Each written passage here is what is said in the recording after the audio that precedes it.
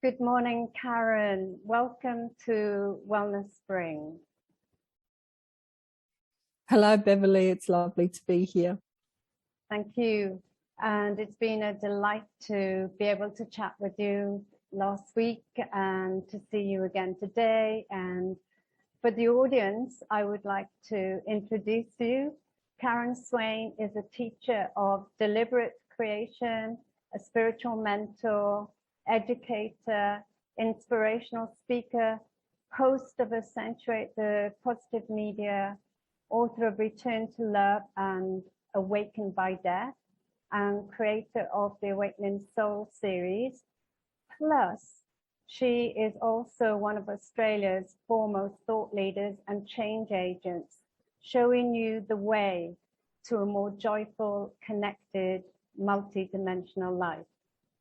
And before we delve into all that, maybe you could tell the audience a bit about your background, because I know on your website you have an amazing story to share. And I love the way you've been so honest about your upbringing, your family, and so forth. An amazing story to share. It's funny, I don't see my story as amazing because you live it. You never see your own story as amazing because you live it.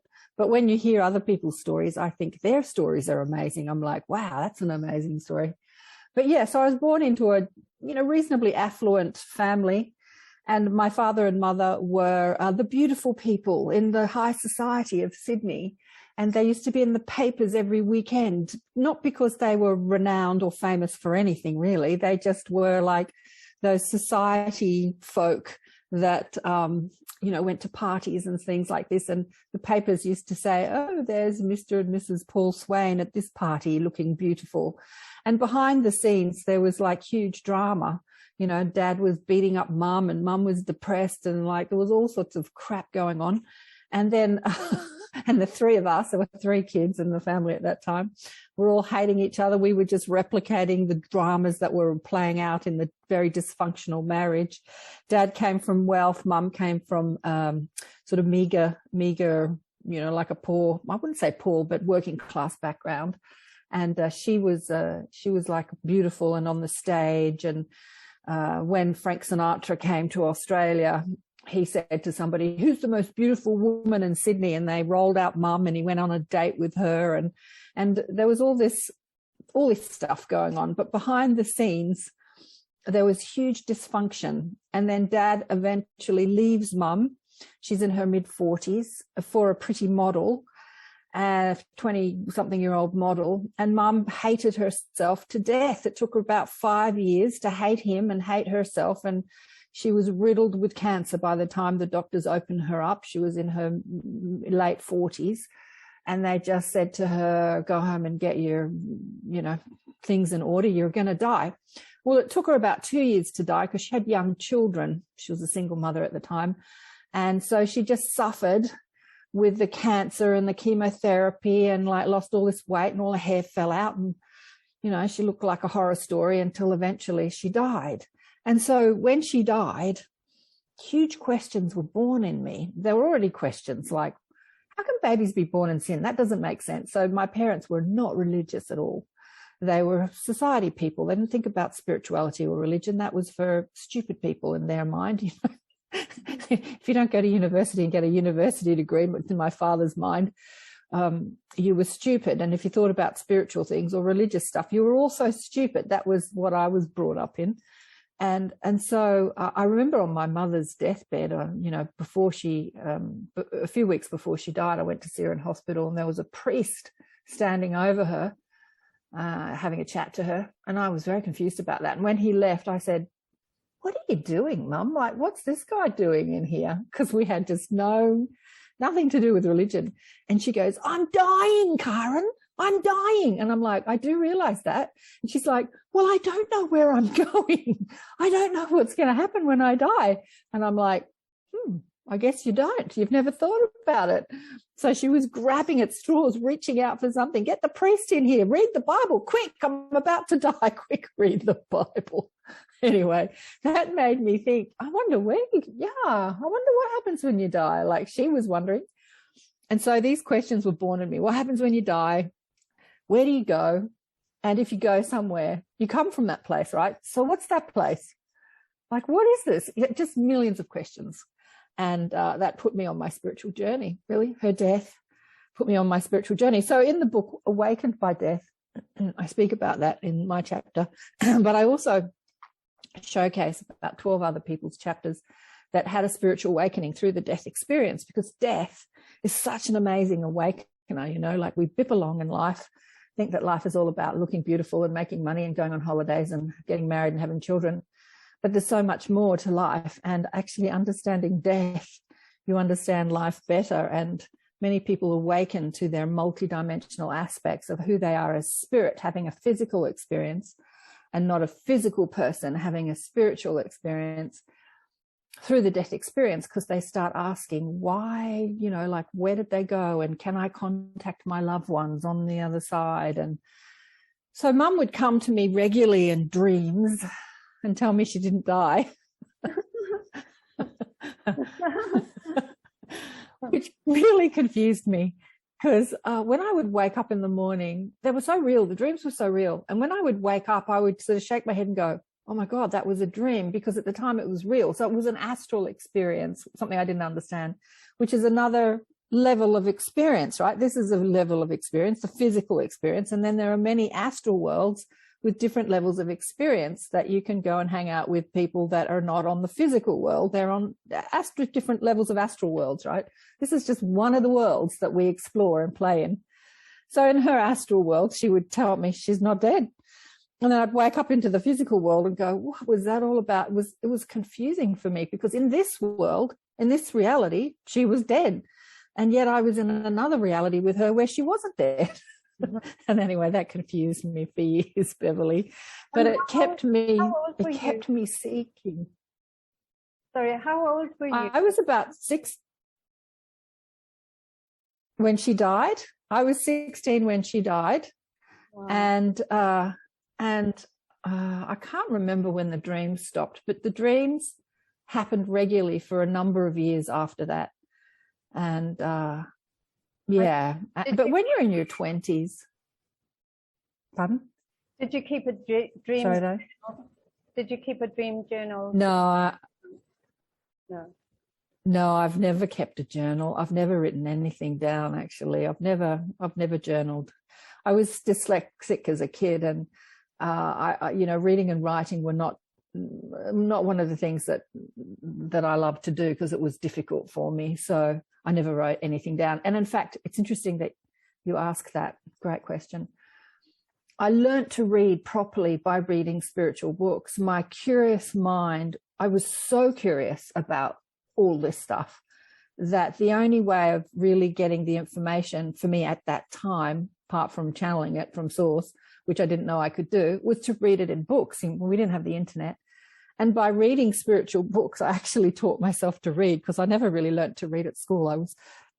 I just couldn't work it out. But the desire to know forced me to read books, and that, like, so I taught myself to read after school, because, you know, what you're taught to read in school is nothing that's really interesting.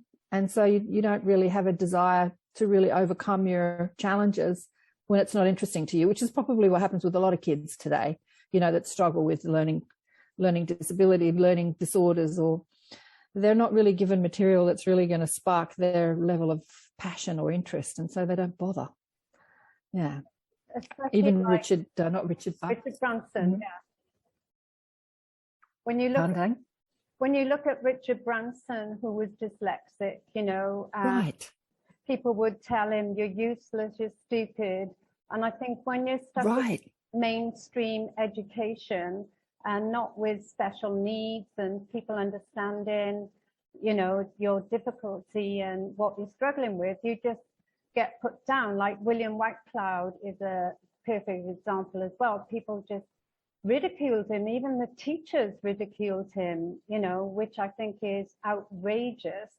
And you know, I've chatted with a few people who are dyslexic, and it's almost like they're creative geniuses, because at least lead them to think outside the box, you know, and do things Yeah. which you were obviously open for channeling, and you know, you had the desire to learn to read from the spiritual books, because Yeah.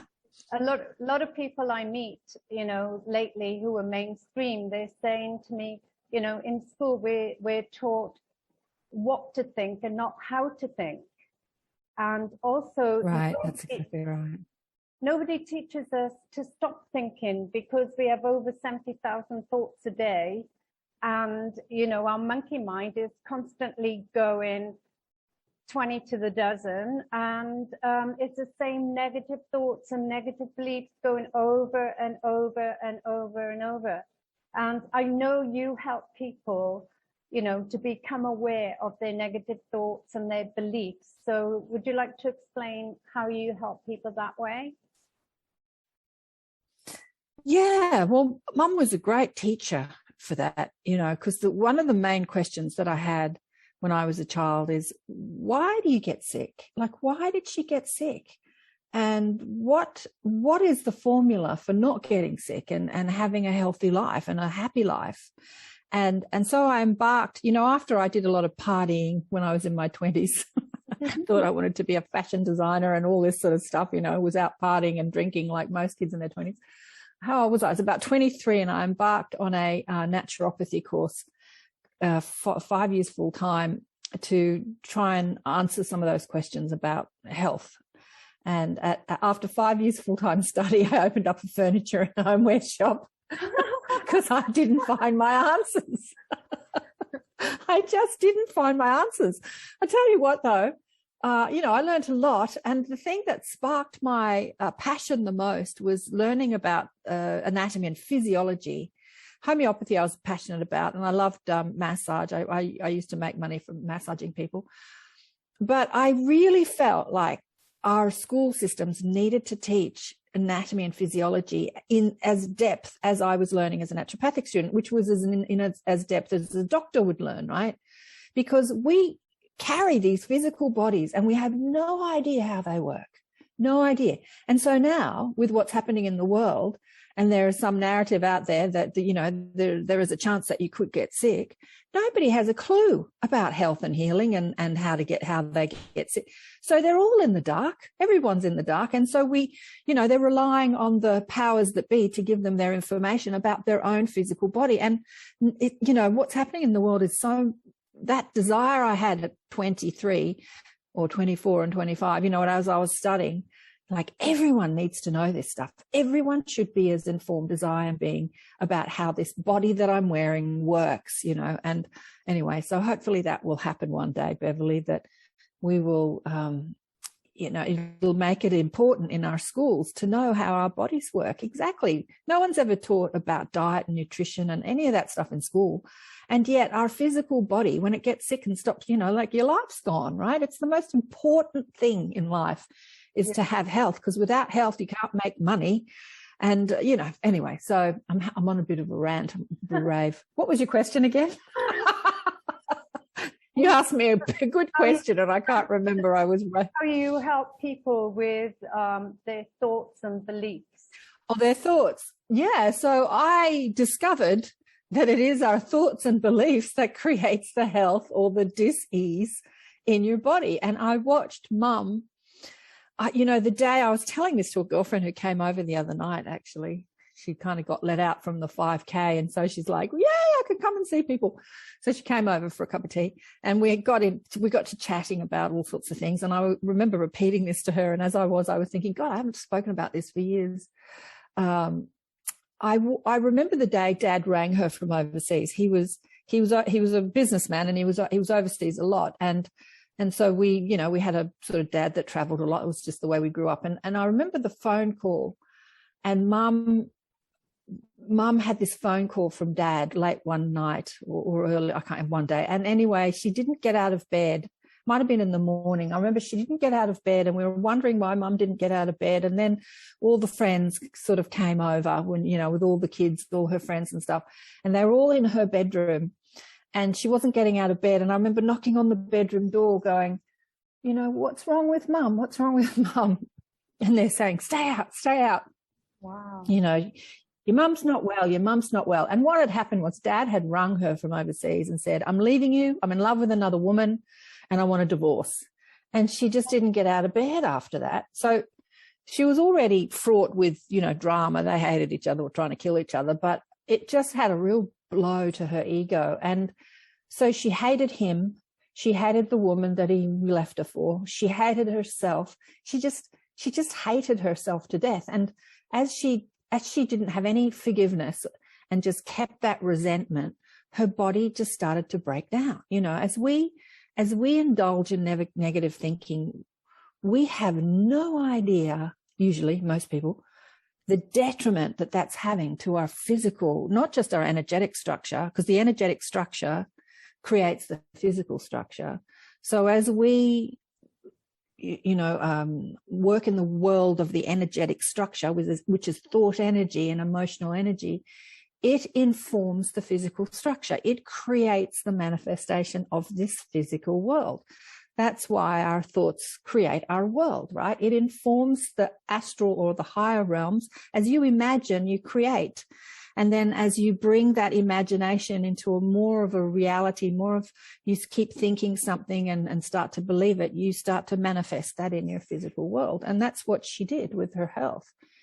It took her, as I said, about 5 years to hate herself to death. And at 50, she died riddled with cancer. And so she was a great teacher about how our thoughts create our reality.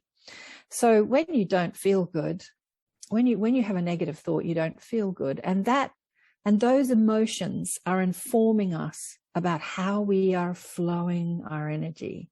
So she had the opportunity to let go of hatred and resentment and to move on with her life and you know, forgive the husband and forgive the young wife that she was left for and forgive herself. And she had an opportunity to clean up her own behavior and her own thinking, but she didn't. And, you know, they say that sometimes teachers are either a terrible warning or a glowing example. Well, she was a terrible warning, but in that she was also one of my best teachers. And I wouldn't say soon, but I realized later on down my spiritual journey that there was a contract between us from our broader perspective, from our soul's perspective, that she would awaken me because I would come into this world as a teacher and a healer. But I first had to remember that. I had to remember my soul plan, as you say, that I talk about a lot, because before we come into each life, we have a desire of what we want to achieve in that life, and we have a bit of a plan. And then we come into this world and we have completely forgotten that plan. And we have these sacred agreements with our soul family that they will awaken us. And Mum has awakened me in so many ways. So she reincarnated back into the body. She's now an adult again now. And when she was a baby, she's a member of my family, not my daughter. When she was a baby, I was told that she was Mum, you know, because I could feel her essence as I was holding the baby when the baby came out of hospital. And I thought, oh, isn't that nice? Mum's here to see the baby. And my guide said to me, no, that's not what you're experiencing, Karen. And I said, it's not? And they said, look into the baby's eyes. And so I remember looking down into the little baby's eyes that I was holding, and I just had this instant knowing, oh, you're back. Here you are again. And I was like, oh, wow, this is going to be so interesting to see what you do with this life, you know. And as it has been, and it continues to be really interesting to be present in the two lives, you know, my one life, her two lives, and to see the decisions that she made in that life and how that's dovetailing with the decisions that she's making in this life, and how the two lives are completely aligned, and how the desires unfulfilled in one life are being fulfilled in another. It's really fascinating, Beverly. It really is. It shows us, you know, how we do it as well when you can witness it in another. Yeah, you know, I love the soul planning aspects and the contracts, and you know, I believe that we choose our life, choose our parents for the lessons that we need to learn in this lifetime. And Yeah, exactly. yeah, and when people are suffering, you know, it's a gift, because the people around them are usually learning lessons, whether it's compassion or empathy or forgiveness, Right. things like that. So Mm-hmm. yeah, so I also read that when you were a young child, about 12, I think, your babysitter or your stepbrother's babysitter gave you a palm reading, and because you Oh, were yeah. Oh, you read that bit on the website. Yeah. You know, Dad had left Mum and he was shacked up with the new wife, the young wife. She was actually even pregnant before Dad had even divorced Mum. I remember Dad came home one day and he's washing his hands in the sink and he's going, I'm a free man. I'm a free man. And I'm like, what? And he just got his divorce. And before he could even say boo, he was marrying the other one because she was about to have a baby. So I lived with them for a while because Mum and I had a fraught existence. And I remember having a big fight with Mum, and Dad feeling very guilty for leaving his family behind, sort of had an opportunity to take on one of the children, and that was me for a short period of time. And I was there during the birth of my stepbrother and for a couple of years as when he was a baby. And so they had a young nanny living with us, because they were both working parents. She was trying to carve herself. My stepmother was trying to carve a career out as a model, and she wanted to be a radio, like what we're doing, right? She wanted to sort of interview people. And I remember she was in the paper one day on the front page of the paper, and it said, "Move over, David Frost." Do you remember who David Frost was? He was a UK interviewer. Yeah. Do you remember him? Anyway, yeah. I think he's dead now. And she had desires to sort of do that. So they were working parents. So they had this nanny, and she was cooking dinner one night, and she said to me, Karen, I'll do a reading on you. She was obviously psychic. And I said, you're what? And she said, give me your palm. I'll read your hand. And so she did. And she told me 3 things that had me running to my room screaming. She said, when you grow up, you'll be a teacher. And you won't get married until you're 28, and you won't get married and have a child until you're 28. So teacher, marriage, baby, right? And I remember the 12-year-old me thought that 28 was like ancient, so old. Like, oh, you're halfway in the grave. You mean I won't get married till I'm 28? It's like, I'll be dead when I'm 28. That's what the 12-year-old me thought. And a teacher thought that it was like a math teacher or geography or, history teacher, a school teacher. And this dyslexic child that loathed school thought that was the worst thing anyone could ever tell me. So I was completely horrified by this psychic reading, but she was spot on. I actually got married at 27 because I tried to make her wrong. Isn't that funny? I had kept that reading, like I had kept that with me, but she was right. I had a baby when I was 28, I got married at 27. So she was pretty spot on, but it horrified the 12-year-old me. Yeah. Funny, isn't it? And when I'm just smiling, just absorbing the fact that you said that your mother is your daughter, your baby. So not my daughter. She's not my daughter. No, she's not my daughter. When you looked in the child's eyes, so it's a daughter of a friend, I'm assuming, or how did you know this? Yeah. Yeah. She's a daughter of a family member. Yeah. And how have your roles been? Does your mother remember that she was? No. And you're not going to. She doesn't remember me, and I'm not going to tell her until she's ready. She asked me one day. She came to live with me for a couple of years, actually, because her parents had moved to the country, and she was studying in Sydney, and so she came to live with me. And she asked me one day. She said, I don't remember who I was in a past life. And I looked at her and I said, well, we're not supposed to. That's the plan. And she goes, huh. And one day I might tell her. She probably knows. Yeah, but if you're privy to this information, you have to know what the soul is wanting, because the reason that we don't remember our past lives, there is a plan. And so that we can identify with the role that we're playing at the time we're playing it, and not get too caught up with who we've been before. You know, I've been many people in my past lives, and when I've asked my guides, I had memories of being around in a specific time that changed the world.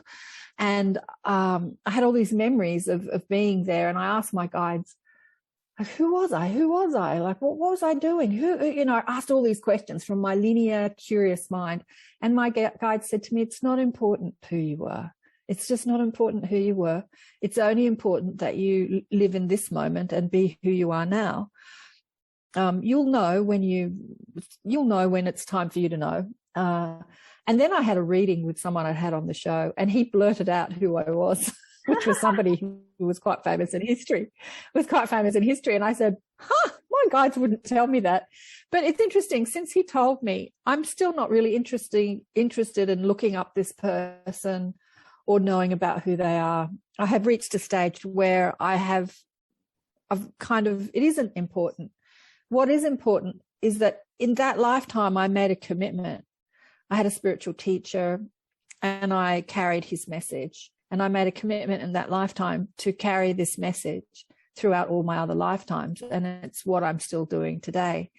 So who we are as identity, it's not really important. It's only what we are choosing in each lifetime, the decisions that we're making, how we're implementing those decisions, how we're playing out those decisions.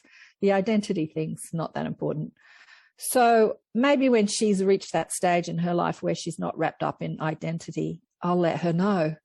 But at the moment, it would affect her too much. She might have a million questions that might disturb the life that she's doing now. Yeah. Yeah, that's fair enough. And I think that sometimes as we come through the veil of forgetfulness, it's probably a good idea to forget, so you can just focus on what you need to learn in this lifetime.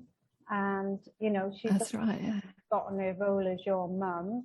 And you mentioned you had two brothers. When your mum died, are they older or younger? Like, did they, where did you live when your mum died, and were you present at her death? No, she was at a stage where she died in the middle of the night, and I'm pretty sure I have no physical evidence of this, but I'm pretty sure that the nurses were compassionate, and they just kind of gave her a bit of an overdose of morphine. At this point, she'd been completely, she'd had so many drugs, so much morphine, that she was no longer present consciously. She was just sort of like, just sort of like crazy. Like, I don't even know, just not present. You couldn't communicate with her. She didn't know you were there. She had just, the drugs had sort of ruined her mind.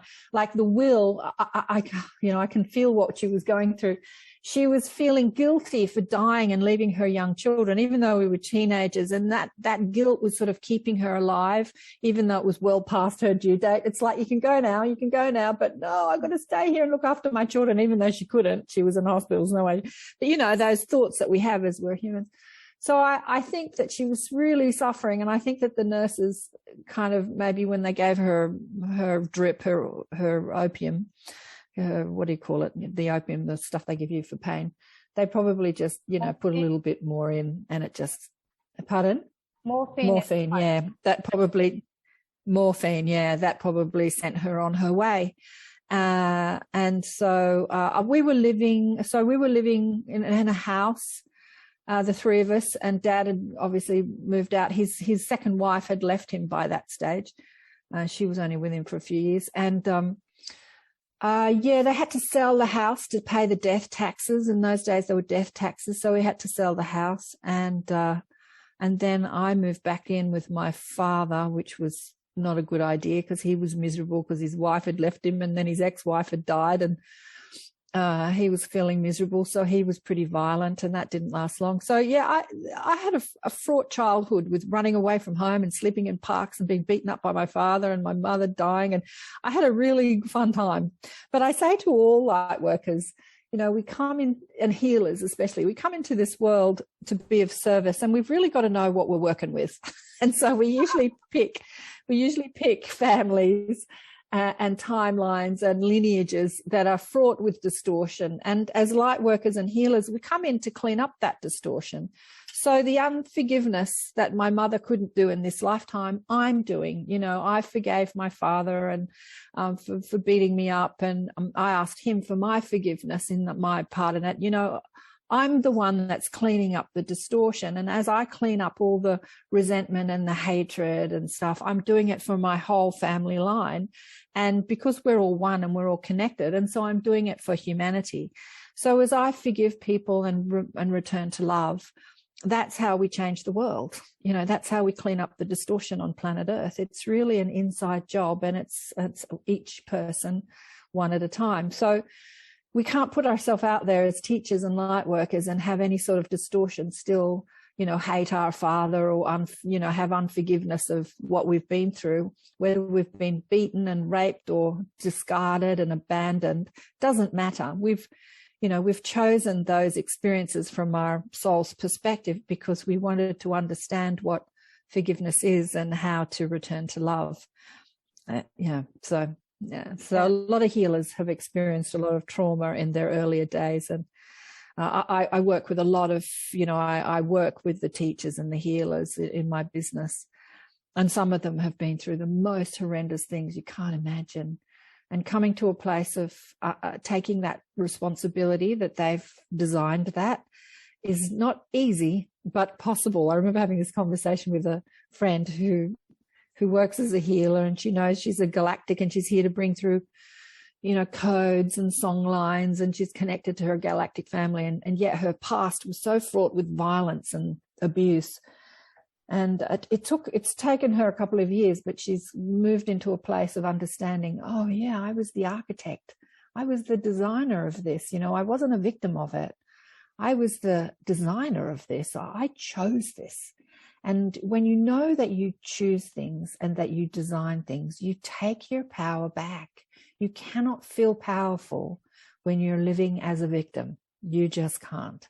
The blame game is the biggest game on planet Earth.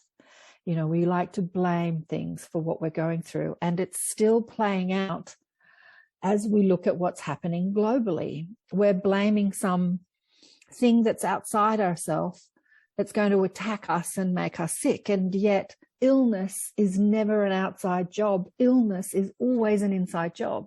So depending on how you think and feel and how you flow your energy will depend on how your immune system works. And if your immune system doesn't work very well and you catch, a cold or something like that, actually, that's not even how health works. You never catch anything. That's a longer conversation than we've got time for today. But everything that we create is created within our own being and our own consciousness. Nothing is happening to us. We are happening to this world. This world isn't happening to us. And that's empowerment. That's personal empowerment. That's mastery when you understand that. And that's why I've said this a lot lately in my shows and on other people's shows. That's why someone who was a master soul like Jesus could walk amongst the lepers that were considered so contagious and feel no fear, because he understood that, there is no such thing as contagion. There is only energy and vibration. And when you vibrate at a certain frequency, energy that vibrates at a completely different frequency cannot touch you in any way. And even that was illustrated with Princess Lady Diana. I can't say that she was an enlightened being, but she just got sick of the BS, in the 80s when the AIDS epidemic was happening and everyone was so fearful. And she went into hospital and started shaking hands and hugging AIDS patients and demonstrated that fearlessness, And so I think that that's what we have to be.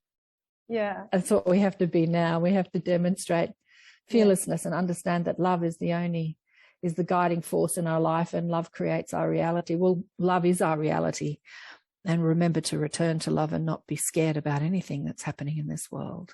Exactly. I totally agree with absolutely everything you said, and especially how we've got to go through the dramas and do the clearing up ourselves, no matter how small we perceive something or large, because we all experience things in different ways from our cultural and belief systems and our upbringing. So what could be awful to me might be, nothing to you, and so forth. But, it's our views on things. And I used to be nicknamed the healer of healers in France because, like you, I'd seen people that they pour their hearts out to me, because as a healer, you know, it's who do you confide in, who do you go to? And, you know, I must have had big shoulders because the word got out and they were all coming to me.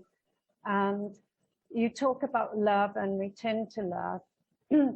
And, you know, love is all that is. And on that note, why don't you tell us about your book about returning to love and awakened by death? How did you create that? Well,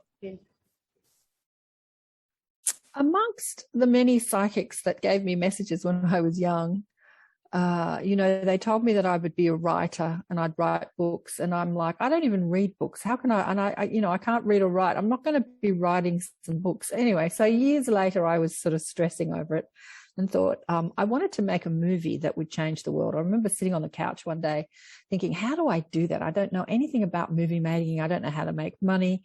But I'd really like to put out messages of hope and to heal people. I'd really like to make some sort of media that would heal people. Obviously, it's long before the podcast show. And I was stressing about it. And my guides just said to me, oh, God, Karen, get over yourself. Just write something down. Just start with that. Just stop stressing about how and just sit and write something. And so I just sat at the computer and I thought, well, what will I write about? Like, what would I write? And they said, write about what you know. And I thought to myself, you know what I know? I know about death, because pretty much everyone in my life had died, and every single person had said from the other worlds, we're not dead. Started with mum. And then I had a girlfriend that was born thalidomide affected, and she died in her 40s. You know, remember thalidomide? She was born deformed. And my best friend committed suicide, and another friend of mine died of cancer, best friend. And so, like, they were dropping like flies. So I knew a lot about death. And so I remember my guide said to me, just write about what you know. I thought, well, I know about death. They said, write about that. So I just sat at the computer and started writing. And honestly, Beverly, it took me 2 weeks to just like, bang, the book was there in 2 weeks. Wow. But it took me about 2 years to edit it and fuss over it and like choose a cover, you know, when you're in that brain energy. Yeah. And, you know, I was so sort of scared that the punctuation wasn't right and the spelling wasn't right, because I just didn't know about any of that stuff. And so I had it edited by a few people. And obviously when it came back edited and I would read it, I wouldn't know if it sounded or if it looked right. I wouldn't know. I'm different today, but in those days. So Return to Love was about returning to love of our source. Like, you can return to love by dying, or you can return to love by making a decision to return to love while you're still physically focused. So I think the catchphrase on the first book, Return to Love, is, you know, you can return. I can't remember it. So I wrote it like almost 20 years ago now, but something like, you'll return to love when you return to spirit or something, but you don't have to die to get there. Something like that. You know, returning to love is a choice, but you'll definitely do that when you die, but you don't have to die to get there. Something like that. So it's a bit similar to the Awakened by Death. It's my experiences with my friends and mother who had died and came back to tell me they weren't dead, and some stories around that. And then I asked a couple of other people to share their stories, and I popped that in the book too. So it's a bit similar to Awakened by Death, in that it's a compilation of stories which talks about death and who we are, you know, beyond the veil, and how that understanding who we are as this brilliant, pure positive energy can affect our lives while we're still physically focused, and we can return to that brilliance. Fabulous. And tell us about your creation with the Awakening Soul series, because I know you've got some amazing people. Well, I had some ideas to put out a few books, and I have been trying for the last 4 years to get book 2 up and running by getting people's stories, because they're books, they're other people's stories. And people will go, yeah, I'll write my story. I'll tell you my story. And they just don't get it. They just don't. I think I've got half. I asked for 12 stories. And so I spent a good couple of years, you know, asking people for their stories to write them. And they're like, yeah. But I haven't seemed to be able to get people to actually write the stories, even when they commit to. So I've really shelved the Awakening Soul series at this stage. I keep thinking I'll pick it back up, because it doesn't make me money. I do it for free. Like, I do the shows for free. I mean, how much time can you spend working and not getting paid? It's a lot of work to edit books and, edit people's stories and compile it. It's actually a lot more work for me than a podcast. I find podcasting really easy to share people's stories just in video, audio format than I do in print format. I find the whole print game, it's not really my game. Some people just love writing and love reading. It's not really my forte. I had a girlfriend that came to me with the idea, and she used to help people write their books. And I said, yeah, I'll do this. And then she pulled out of the project.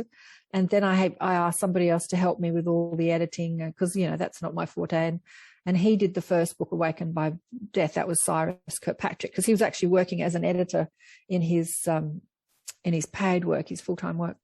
But he's an astral traveler, and his story is in the book Awakened by Death, because he can leave his body at will, and he has this he calls it second Earth. He has this whole life in an astral Earth, which is a complete replica of Earth, but it's an astral Earth. And a lot of people go to this place when they die because they're not really finished with the Earth plane. They want to, like my girlfriend Nikki, who died, the thalidomide one. She had said to me when she was alive that her biggest desire was to travel the world, but because she was so sick, she couldn't get health insurance. And so she never did. She did a little bit when she was a child with her parents, but when she died, she did that. She traveled the world on second Earth. So she fulfilled a desire unfulfilled in physical life. She fulfilled it in this astral world. And so it's really interesting how we can do that. Yeah. And Cyrus helped me with that. And then I've got a few people helping me with the second book, which is about people's generic spiritual awakening experiences. And then I have a couple of ideas of getting a book up and running with just angel stories, like angel encounters and angel stories, how angels have helped us, because the angels have asked me to share their messages more. And then ET encounters. I wanted to compile a book with people who have had ET encounters. And all that's on the back burner. It's all there waiting for me to pick up one day. One day at a time.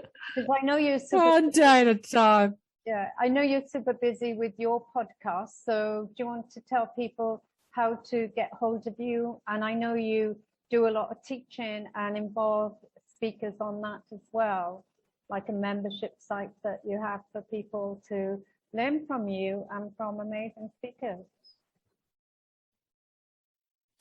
Yeah, so we have the the Inner Sanctum, which is our weekly online sessions. They're not structured. I just turn up, people turn up. We just chat about what we want to chat about at the time. Once a month, I'll invite someone from the show to come and meet the tribe and just share their story. And then the tribe gets to quiz them and meet them and talk to them. It's all pretty relaxed. It's not really structured. I keep thinking I should do more structured teaching. How to meet your spirit guides, how to become a deliberate creator. And I keep having these ideas of doing that year by year by year, but I never do because I like to just go with the flow. It's the way I run my show too. I don't set questions. I just show up. I might look at a video or two about people or meet them like I've met you and get to know them a little. And then I just like to have a conversation and let the conversation unfold just like you do when you meet people. And it's all pretty relaxed. But people love to share their stories. So, I let people share their stories. And then the two of us just sort of get yakking about, like you and I are doing now, just get yakking about the stuff that they've talked about. And I'm always full of a million questions. I always have been as a child, asking my parents all these questions they couldn't answer. Well, I'm still like that now, nearly 60. I'm still full of a million questions. And so it's easy for me to, when people speak, I'll go, oh, that's interesting. Tell me more about that. It's just easy for me. It's just natural. I just find people fascinating. One of the most inspiring people I ever met was Patch Adams. Remember the movie Patch Adams by Robin Williams played Patch Adams. But the real Dr. Patch Adams, it was a great movie, wasn't it? The real Patch Adams was one of the most inspiring people I've ever met. He's like about 6'6". He's a bit of a character and looks like a clown and has this long grey hair, half of it's blue. And he said to me, I don't believe in a God. He said, people are my God and I believe in people. And I loved that. I remember thinking, yeah, right. People are God.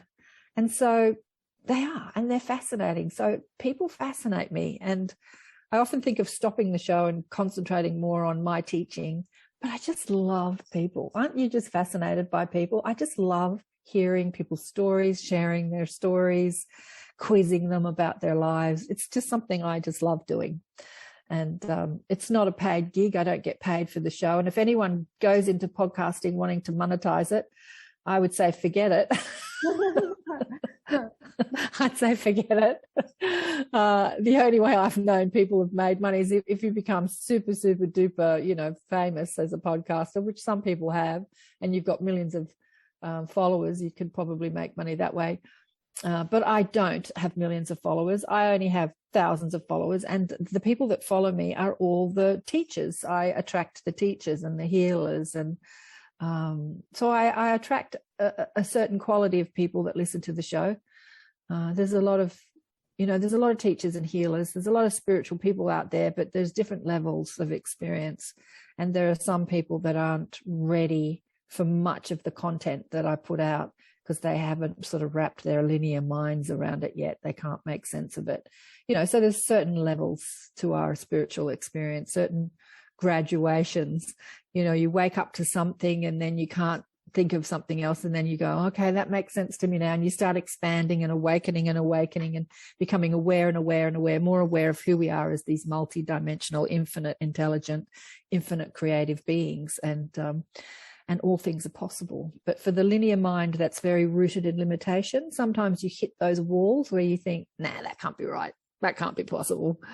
So, yeah. Yeah, I totally resonate with you, because I'm completely fascinated by people. For years, people have nagged me to do podcasts, and I used to run holistic events, and people are like, why aren't you recording this? I'm putting it out for everybody to see.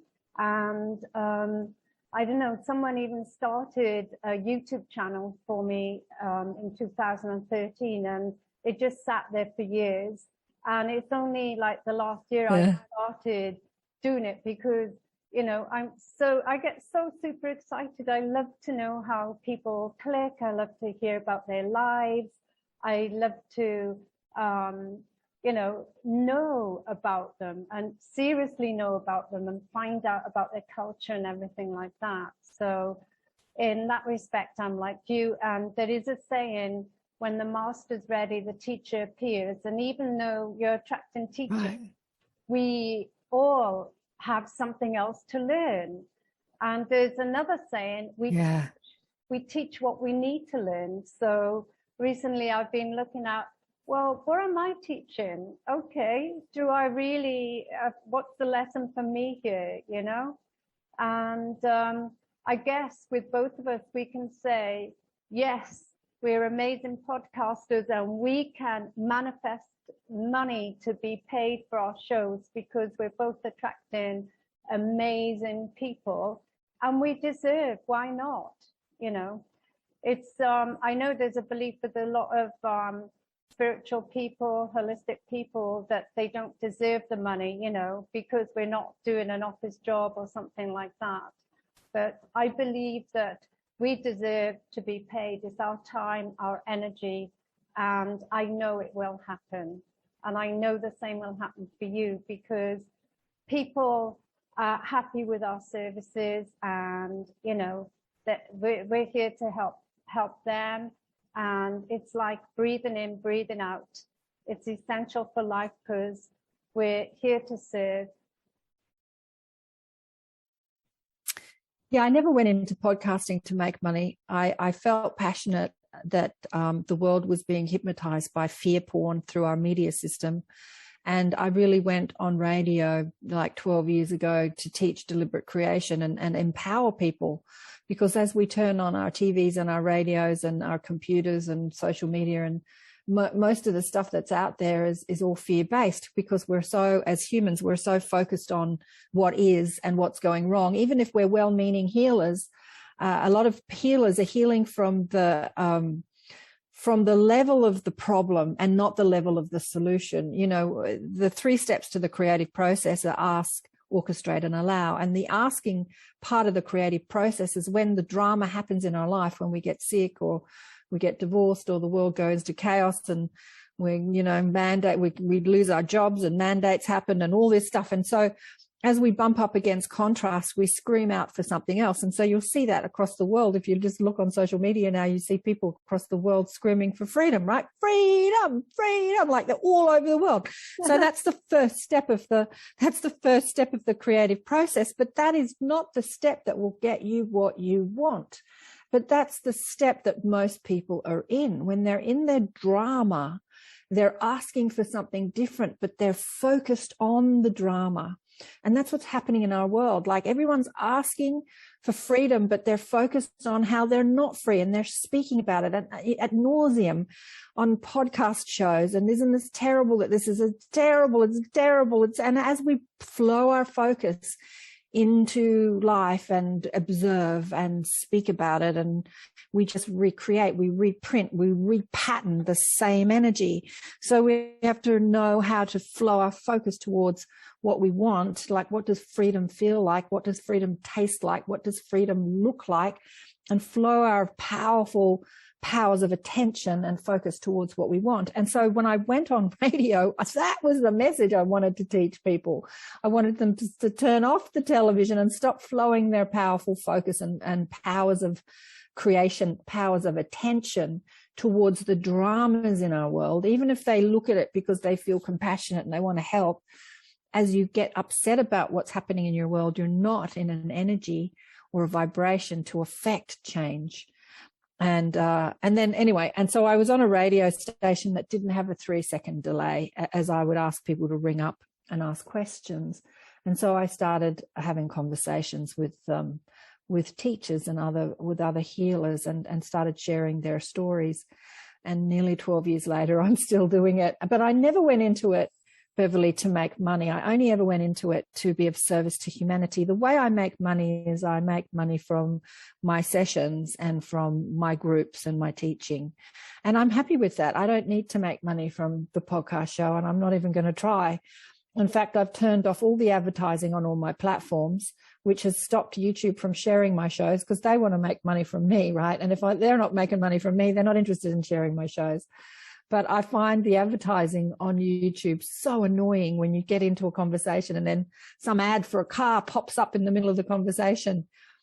And that's not why I put out the podcast shows. It's not about making money or selling people anything. So that's why I've been talking to you about alternative platforms, right? There are other alternative platforms that are not based in commerce, and you can share freely without advertising being all over your stuff. And I also believe, and it took me a long time to arrive at this, that I will be provided for abundantly. All I need to do is align with that energy and not worry too much about making money. So if I spend half my week or a good portion of my work working for no money, I'm still provided for abundantly, and money comes when I need it. When I want something to do, money's there to provide for what I need to do. So I don't stress too much about making money. I have aligned with abundance.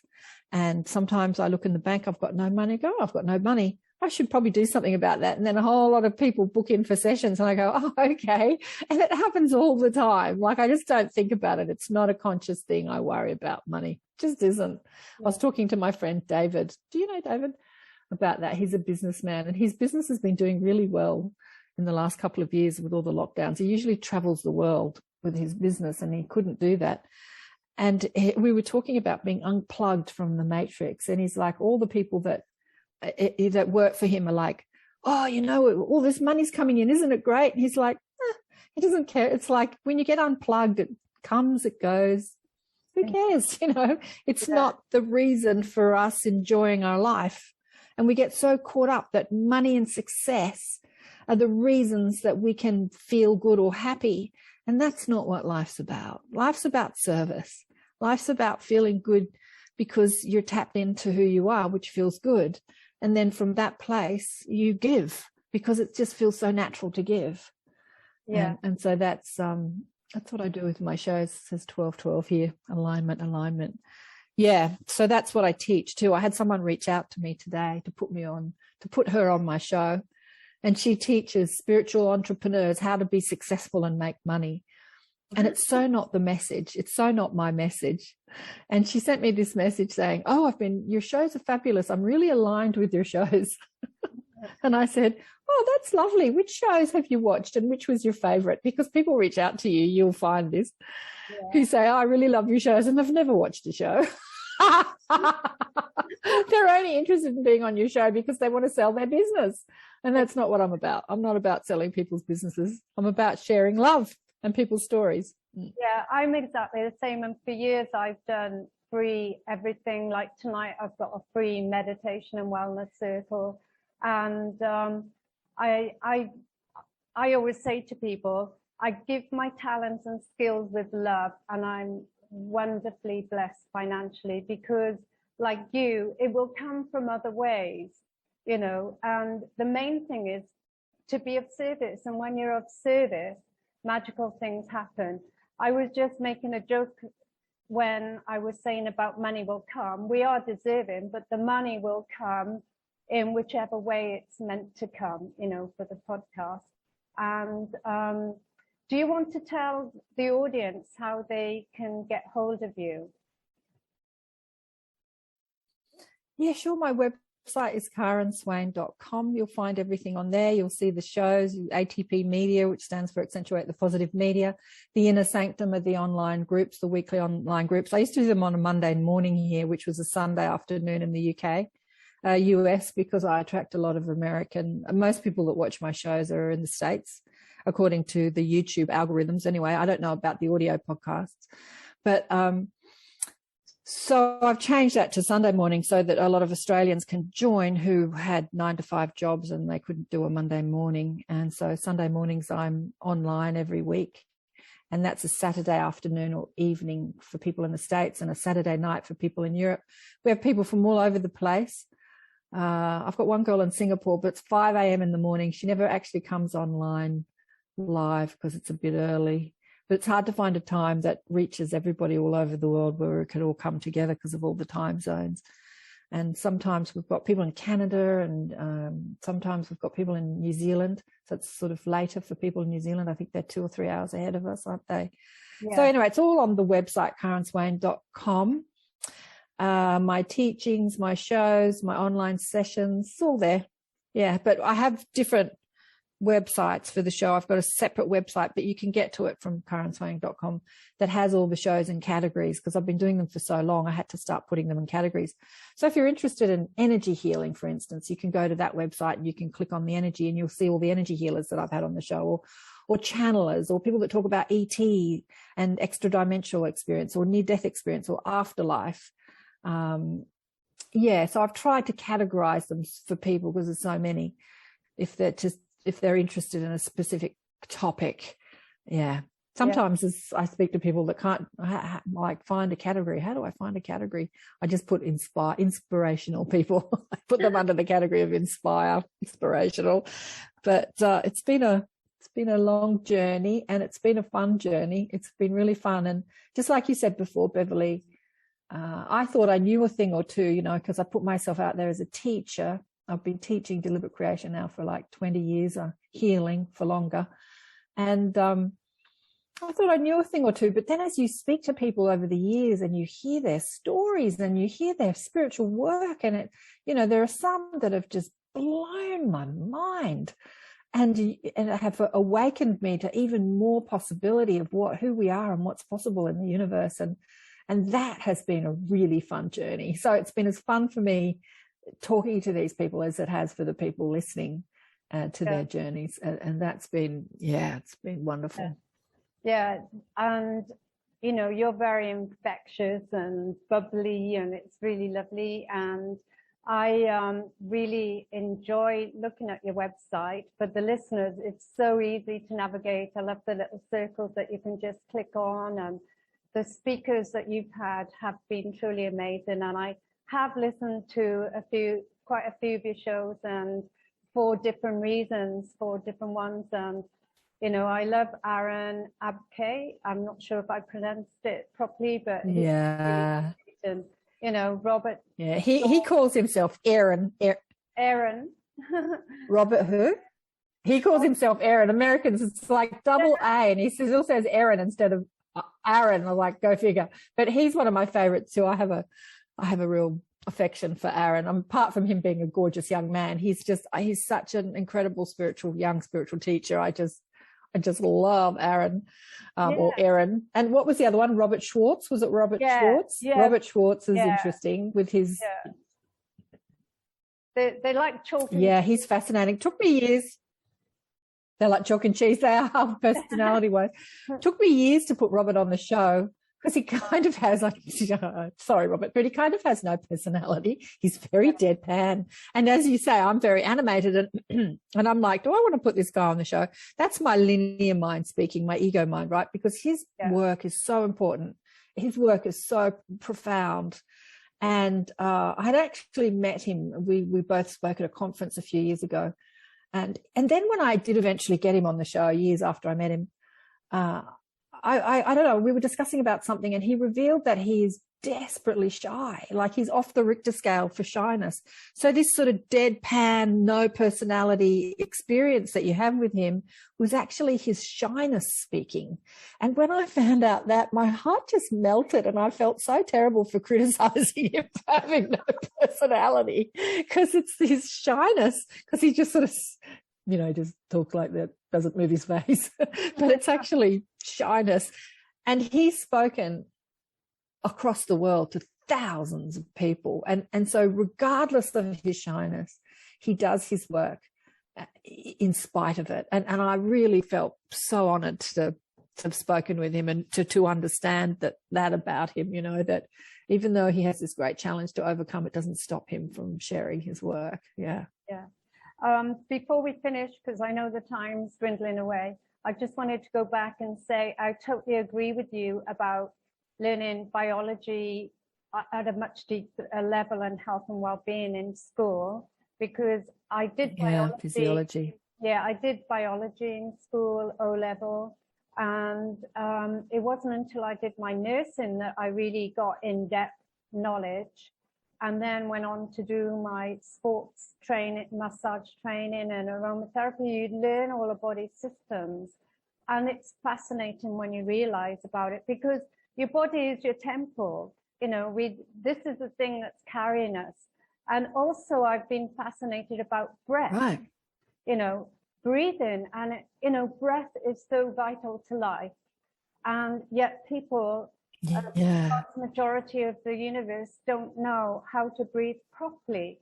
And when you look at what's been happening globally at the moment, it's affecting our lungs and our breathing, yet people still won't take the time to learn how to breathe properly, because dysfunctional breathing can cause so many dis-eases. And if people just realize that, I always say to people, you don't have the time not to learn how to breathe if you want to live a happy, fulfilled life. And when you talked about freedom, as you spoke earlier, everything is an inside job. And I believe, we have to take responsibility, our share of responsibility for what's happening in the world as well, because our thoughts create what we're all thinking. So at one level, I believe, I personally think that everybody's been having thoughts of fear, and something has happened to say, right, now you've got something to be fearful from. And the list goes on top of that. But it's like when Nelson Mandela was in prison, people can take everything away from you, but they can't take away what's happening inside your mind. So we can find freedom in both. I experienced long lockdowns in France and here, and I've had so many people saying to me, oh, isn't it terrible? Isn't it terrible? No, I'm really happy and I'm enjoying it. I've enjoyed the time to do some work on myself and be alone and be in nature. We can all go out for lovely walks in nature. I've always said the best things in life are free. Just go and sit in nature. Mother Nature teaches us so much, and just looking at the sunrise, sunset, the seasons and so forth. I can talk about hours for it, but when you listen, nature talks to you as well. So we're in a wonderful position to now start anew and recreate our lives. And you talked about Aaron being a young spiritual person. Since I've been in Australia, I've been attracting all these amazing young people that are speaking the truth. I know, and they were fabulous. You know, you and I have done the blueprint. You know, when I was younger getting into it, people used to think meditation was a bit loopy and Reiki, even myself, because I had like a religious background, you know, it was seen as woo-woo. But now it's like they've got an open canvas, do what you like, say what you like, and it's all coming from the heart, and so beautiful, the heart space, that they can just flow with it and bring it forward. So I'm keeping my fingers and toes crossed that, you know, we'll witness this wonderful shift with love and compassion and empathy and caring, respect for Mother Earth, respect for yourself. Because as you say, we have to do the work on ourselves. And I say to people, you know, over the years, people are like, how can you do another course? Or, you know, I say, you got to keep peeling away the layers. You know, I'm not at the level of Dalai Lama or someone like that, far from it. So until I can raise my vibration and clean all my baggage, I'm going to keep doing the work on myself. And I know you are very similar. Yeah, I'll have to introduce you to the beautiful Tanya Castillo, who lives in Portugal. She's another gorgeous master here on earth, and she speaks a lot about breath, and I think you'd love her to have her on your show. I'll introduce you to her. We co-hosted the Higher Self Expo with Zane Daniel recently together. I got her involved in that. But she'll be a great asset to your show. I mean, there's many people I could introduce you to, but it just reminded me as you spoke about the breath. But yeah, I know I used to live up on the northern beaches, Palm Beach, Whale Beach, and life brought me back to Sydney in 2012. And I was blown away at the amount of consciousness that was happening in Sydney, and the young people that had all woken up and that were doing things. And I'm just, you know, as much as I would prefer probably to live in Byron Bay or back at Whale Beach, I'm in the city, and there's just so much consciousness happening with the younger generation here in the city. It's just expanding so exponentially. It's amazing. Yeah. It's amazing. And for people that are listening on your show, I'll be having Beverly on my show towards the end of the year, and we'll explore your story, darling one. Thank you. And thank you so much, Karen. I'm pronouncing it wrong, Karen, because I know your mother deliberately gave you this name with a K-A to be pronounced as a hard K-A, so to open up our hearts. I don't know if you want to quickly elaborate on that before we say our goodbyes, but thank you for all the wonderful work that you're doing to help humanity to evolve. You're just amazing, and thank you for giving up your precious time to come on my show. I'm very grateful. Oh, it's been an honor. Thank you for taking the time to chat with me today. Thank you.